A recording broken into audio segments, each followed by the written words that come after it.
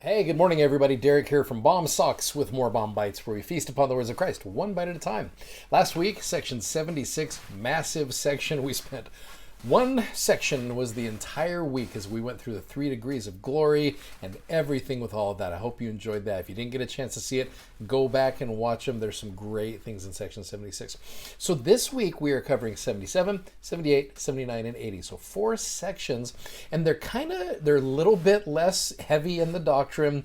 They require a little bit of storyline to understand as well. This all, in fact, takes place in March of 1832. So this is where most of that takes place here. In fact, let me read to you just the opening statement and come follow me with regards to these, because I like some of the stuff right here. It says, less than 2 years after the Church of Jesus Christ was restored, it had grown to over 2,000 members and was spreading quickly. You're to a point where the church is starting to experience some of those growing pains that come with that. In March of 1832, Joseph met with other church leaders to discuss church business, the need to publish revelations, purchase land to gather on, and to care for the poor, which is in section 78, section heading.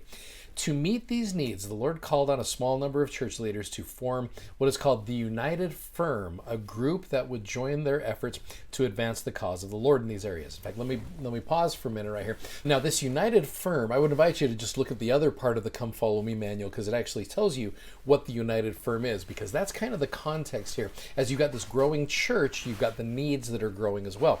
It says the United Firm was established to manage the church's publishing and business affairs in Ohio and Missouri. So it becomes the point where your church is growing so much, you got to have something taking care of those business parts of it. It consisted of Joseph Smith, Newell K. Whitney, who was the bishop there in Kirtland. He was a store owner, had some business expertise, and other church leaders who combined their resources to meet the temporal needs of the growing church. Unfortunately, the United Firm fell into debt and was dissolved in 1834 when the debts became unmanageable. Now, what you can do, there's actually a couple really good articles if you wanted to read about the United Firm. In the Revelations and Context, you've got Newell K. Whitney and the United Firm, and then you've got just in church history topics as well. Now, with regards to that United Firm, there's a cool statement here back in this original part. And I think this is something we definitely need to understand about our day as well. But even in such administrative matters, these matters like the publishing of the Revelations, purchasing land, and so forth, even in these administrative matters, the Lord focused on the things of eternity.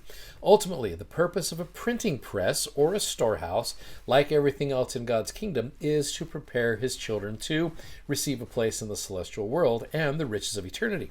And if those blessings are hard to comprehend right now, in the midst of the busyness of daily life, he reassures us, be of good cheer, for I will lead you along. I don't know what your mind does when you start thinking of eternity, but my mind starts kind of getting crazy because we have very finite minds.